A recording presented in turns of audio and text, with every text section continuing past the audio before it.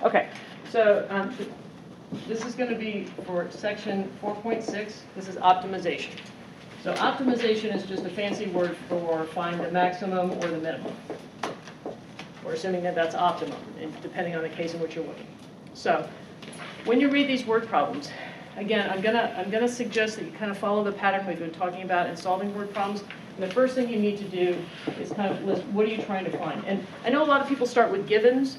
I like to start with what you're trying to find because sometimes that drives what you're looking for in terms of your givens. And it helps you organize your givens because you know kind of where the problem's headed.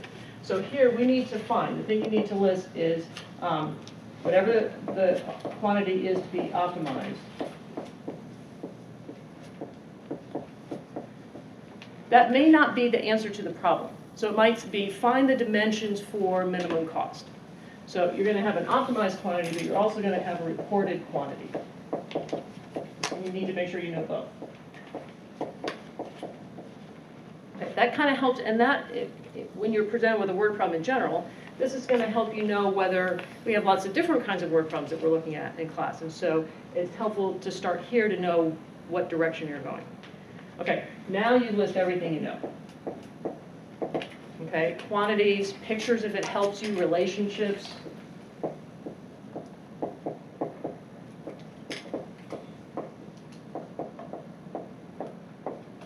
Sometimes pictures help you, sometimes they don't. Okay, and now we're ready to write some equations. So the first one that you're going to concentrate on is your optimization. So you're going to write two equations. The first one is your optimization equation. And you'll know which one that is because up here you wrote find minimum cost. So you're going to come down here and write an equation for cost equals whatever.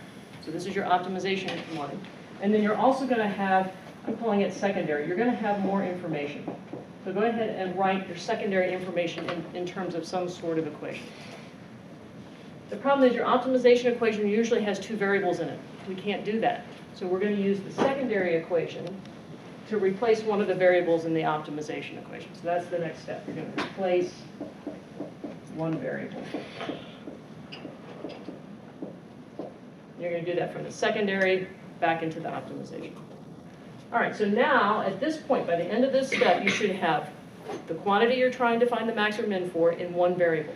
So how do you find the max or the min? Sign chart.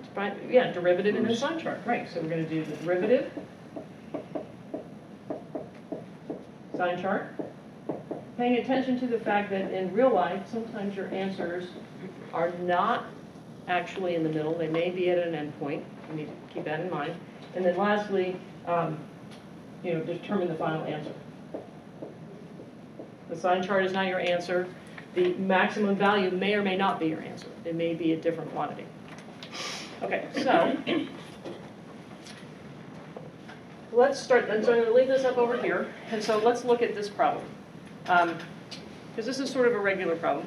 A homeowner decides to fence a new rectangular garden because maybe like where I live, all the rabbits and the deer and everybody else wants to get at your vegetables, right, before. So you want to fence the garden. You know how big the garden needs to be, and you want to do it as cheaply as possible. So you know how much garden you need, you just don't know what shape. You know you're going to do a rectangle because you're not really fencing in a circle. So you're going to do a rectangle, but you want to know what's the minimum cost.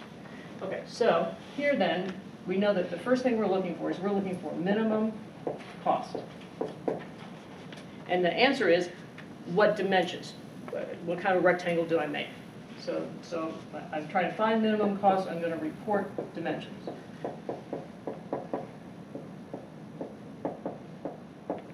Okay, so now the question then is, I'll give you more information here in a second. So the extra information is, I know I need 144, I changed that from the notes, not 1440, but 144 square feet of garden. And I know that my fencing costs $2 per foot. Okay, so what do I know? Over here I know, so if I say 144 square feet, what does that measure?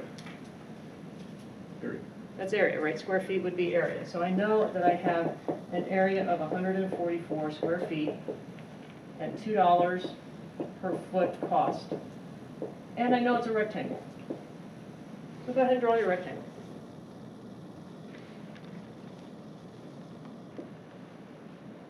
So, stop there. That's all you know for now. Let's come back then and write out these two equations. And we're going to start with the optimization equation, because that's going to help drive where our secondary information shows up. Okay, so I'm trying to find minimum cost. What is the cost to fence this? All right, I've got to get fence all the way around. So all the way around, walking all the way around, we give that a name in math. What do we call that? Perimeter. Perimeter, right. So we know we need a perimeter, but in addition to the perimeter, what do we know? The area. Well, I mean, in terms of cost, it's 2 times that, because it's whatever the perimeter is times 2 for $2 per foot. So now we need to start labeling some things. So that's why I hold off here until I kind of know where I'm going to be. So I know I'm going to have a length and a width. And I know the cost is going to be $2.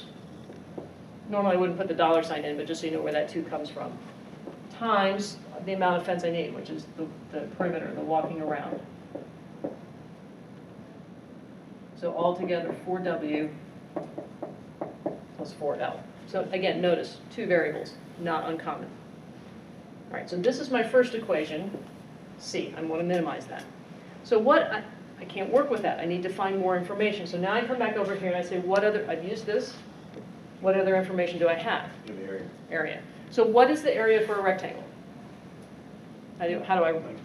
Length times width, right. So I know that the area here in the middle is 144 and it's length times width. So come over here, area is 144, that's the total I know, and it's equal to length times width.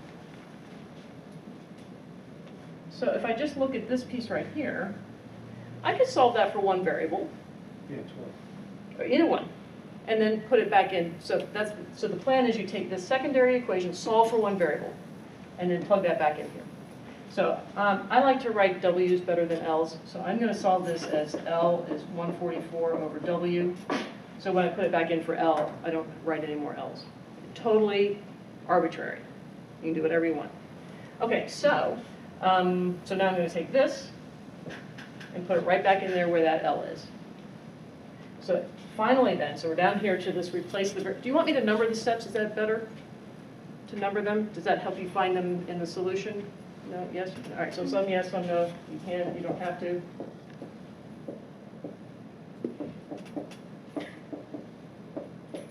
You don't have to memorize the numbers, but so we have 1, 2, 3, and now here we are about ready to get down to one variable.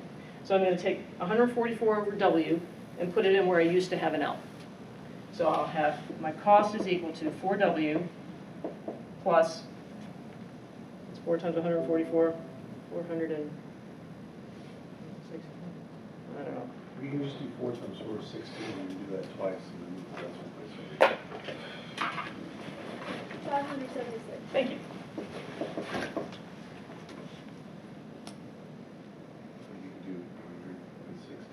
It's a little early. Maybe 400. I know, it's just a little early in spring break post-class to do that. Okay, so now, are we ready for step 5? Are we ready to find the derivative? Is there anything else we need to do to this? Yeah, we convert the second. We could rewrite this, but yes, and we will do that. But in the meantime, it's got one variable, so I'm good to go. So yes, I agree. Let's rewrite this way. 576 times W to the minus 1. That's always easier to find. We don't know how to do a derivative with something in the denominator. We do know what to do with the power, so you do have to rewrite that. Okay, so step 5, derivative. You guys do yours, I'll do mine. We'll see where we end up.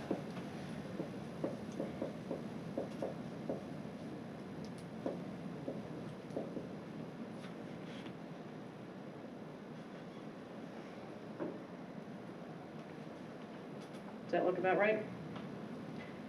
Can I do a sign chart? Can I find all my values the way this is currently written? The answer is no. I need to rewrite this back into the denominator. So that's going to give me 4 minus 576 over W squared. Can I do it here? No. As soon as you have one variable in one denominator anywhere, you need to make one big fraction. If you don't do that, you may lose some of your critical values.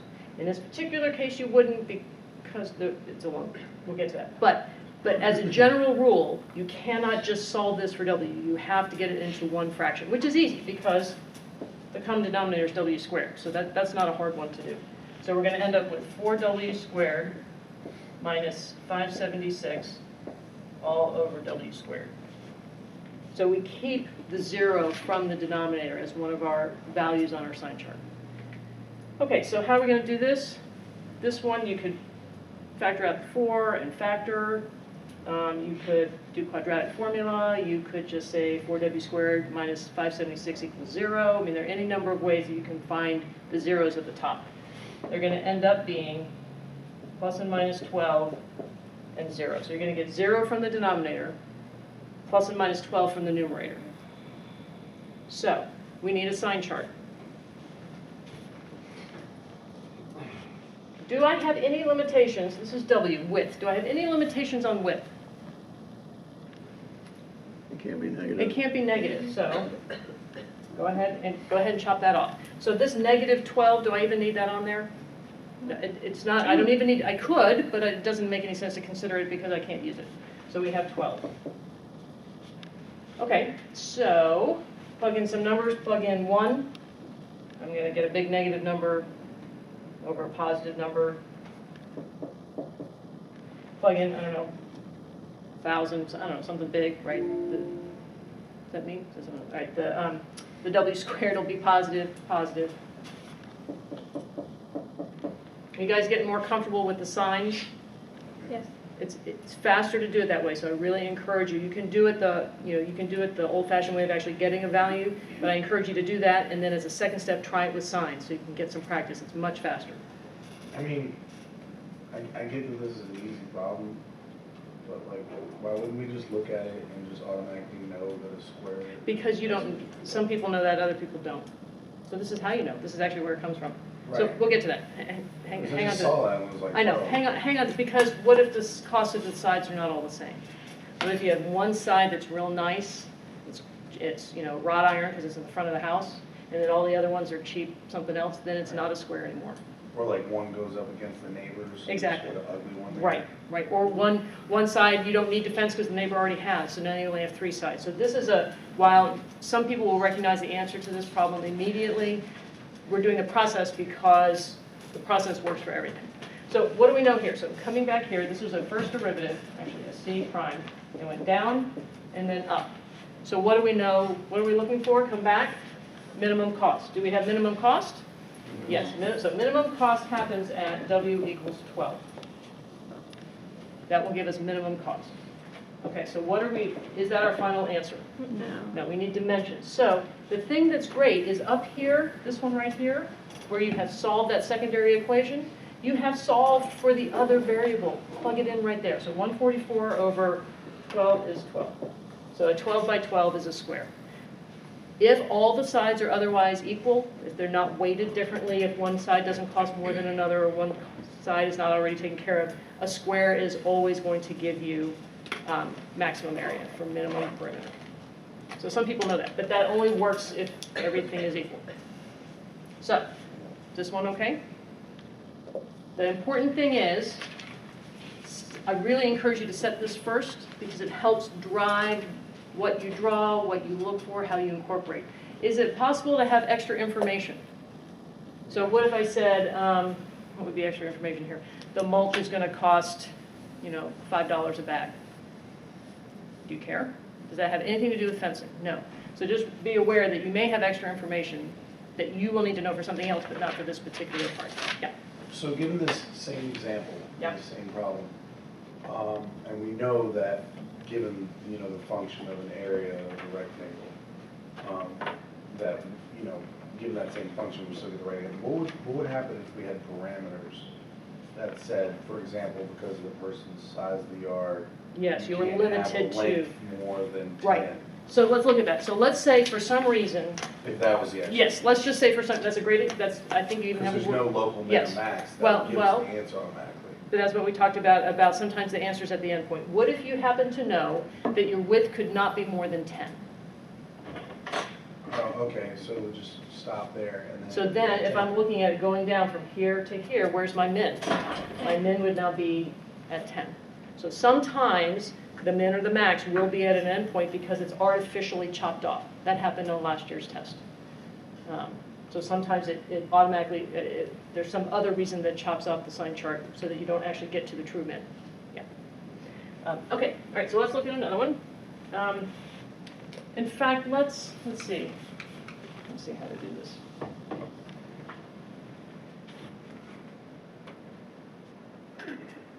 There's another one in the assignment, in the class notes. Let's go ahead and set that one up, and then we'll move on to some business applications.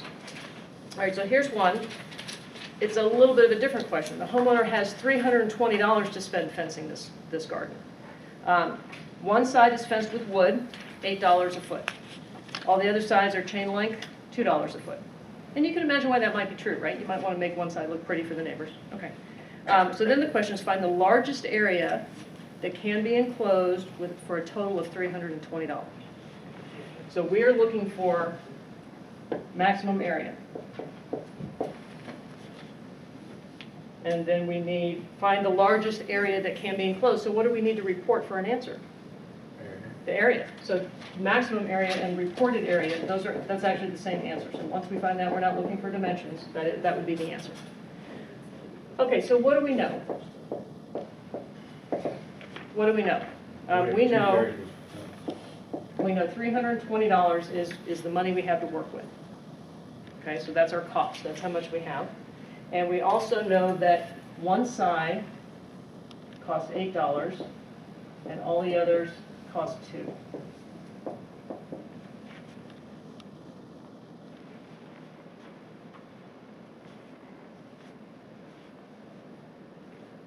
Okay, so if that's where we are, then I write these first this way because how I label this picture is going to change once I know what I'm looking for.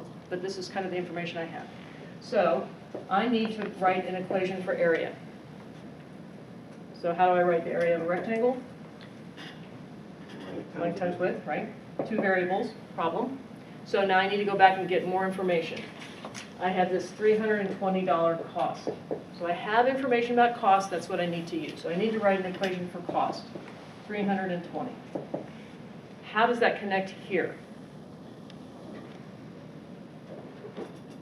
It's not $8 for this side. How much is it for this side? The cost of the whole side. $8 per foot. Yeah, I need to put in a variable. However long it is, it's $8. However long it is, $2.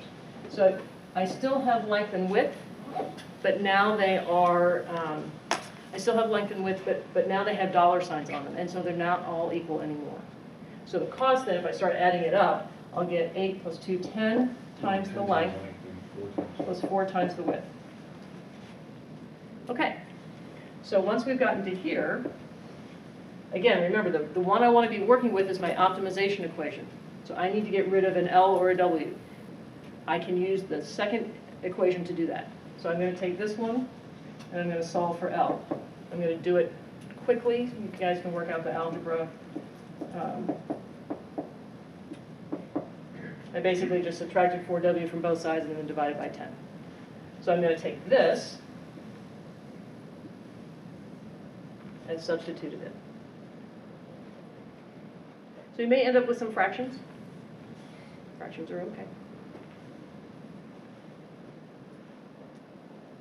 So then we have the area is equal to 320 minus 4W over 10 times W, where this is just the length that I replaced. All right. At this, I'm not gonna complete the problem from here. I just want to do one more step, just because I want to make sure we get to some business applications, and then we'll come back. Cleaning this up. We need to clean this up before we can do the derivative. It's not really in a good way. Does everyone agree this is not? So what I'm going to do is I'm going to pull either I can do this division. I can say that this is 32. 320 over 10 is 32. Minus 4 over 10 is 2/5 W times W. That's probably the best way, best case in this case. Can I do the derivative like this? Where did you get the times W? Because it was length times width. Oh, yeah, okay, right. Yeah, so this is your whole length. Right, yeah, I was just Okay. looking at the equation. So can I do the derivative as it stands? Do I need to rewrite it? No, it's Do we could do two ways. We could treat this as a, this amount times means product rule. I could do a product rule, or I could just multiply it out, and distribution is going to be a lot easier in this case, but you could do product rule. So here we'll get 32W minus 2/5 W squared. What kind of a shape is this? Parabola, opening down because it's negative. So I expect a max. Yay, that's what we're looking for. Doesn't always work out that way, like in real life. So don't assume. In this case, you could say parabola, so I know it's a max. I'm okay with that. But in real life, you don't necessarily know it all. So what should you do to find out if it's a max or a min? Sign chart. Okay, I want to see it on every problem. Okay, so we just do a sign chart here. You'd get a width, and then you work back up and find the area to report. Okay, I just wanted to make sure. So I'm going to leave that way, and I will let you know what the. I'm going to write down the final answer, but I will give you that. Okay. Yes. Before you raise. Yes. So, you do the sign chart, right? You Yep. get a value. Yep. And then, let's say it's the exact opposite of the last one I posed. If it says that because the pretty fence, right, that's $8, Yeah. needs to be at least a certain length, then we would just put that and then Yes. chop off the other end Correct. of it. Correct. And then still be looking for the max area past that. Right. So Right, any fine. additional restrictions you have from real life, for any reason, you need to make it onto your sign chart. Yeah, Absolutely. That's when you worry about it, is that the Yes. sign chart? Yes. Okay. Mhm. And so if you had a variable that had some limits, that's the one you would want to be doing the sign chart on, so that's the variable not to eliminate. Right. Yeah. Okay, so let's look at this one. Let's look at this is a business one. An office supply company sells a certain number of heavy-duty paper shredders at $P per shredder. So P means price. The price-demand equation they give you, I'll just give you that.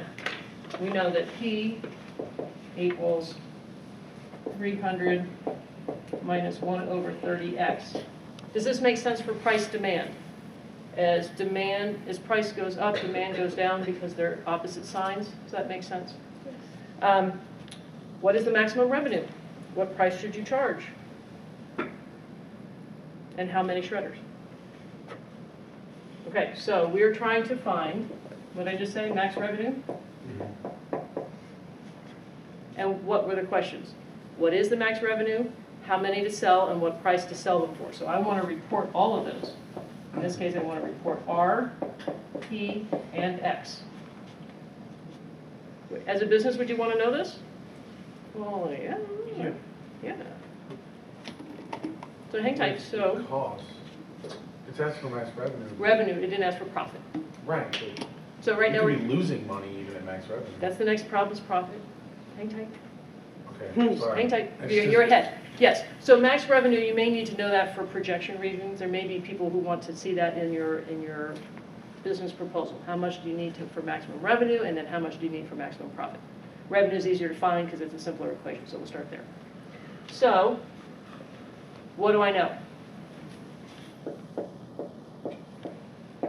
Was there anything else that I knew? I know this. Any other relationships I know? So I know something about price. I know this price demand, how they connect. I'm trying to find revenue. So really I need to somehow connect revenue to this other piece that I know. What do I know about revenue? It's equal to, how much money did you make? All that times X. Yeah, X, the number, times the price for each one, X times P. Absolutely. Okay, so can I write then an equation for revenue? Yeah, it's just X times P.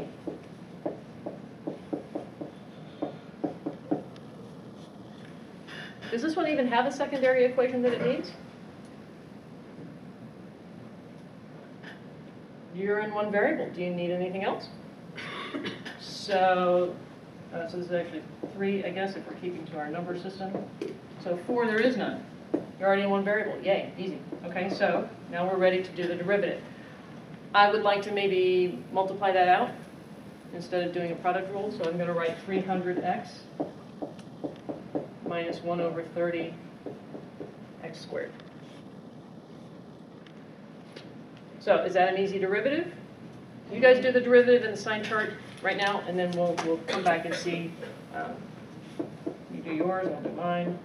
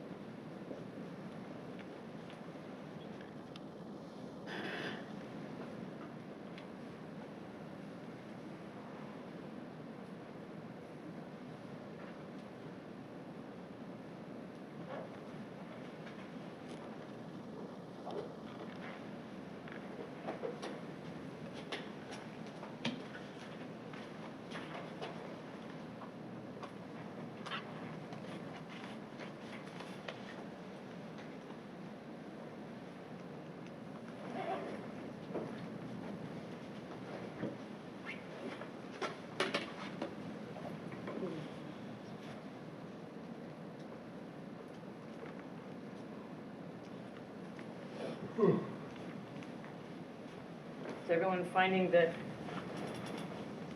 the number you need to sell is 4,500? Did everyone get to that point? So if the number, so the way I did that, you take the derivative, set it equal to 0, get your critical value. You know you can't go below 0, so you might as well put that on there. Goes up, goes down, so x equals 4,500.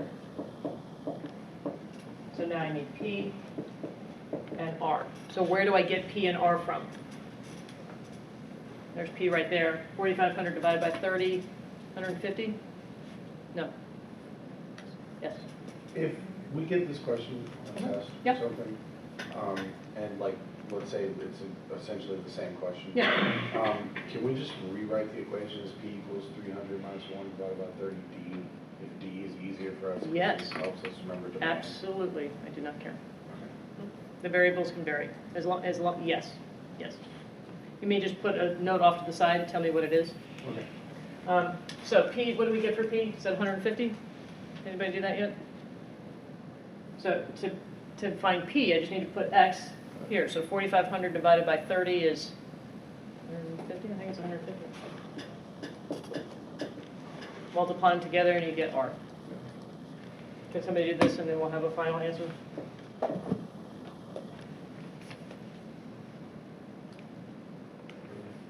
150 times 4,500 is 675,000.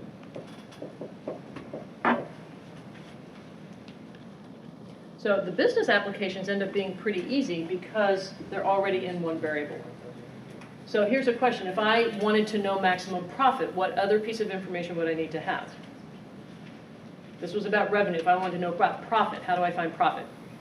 You would manipulate your Well, revenue. I need more information. You need cost. I need cost. Right, I need cost. So if I had another part, which is actually, so it gets more complicated because if I wanted to find out about profit instead, I would need to be able to write revenue minus cost. So I would need the cost equation, but then it works the same way, right? Maximum profit, you're just finding the derivative and doing the sign chart. It's the same problem, just a little bit more complicated equation to start with. So if you want to know about maximum profit, you just need cost as well. Okay, the last one I want to go over, let's stop this.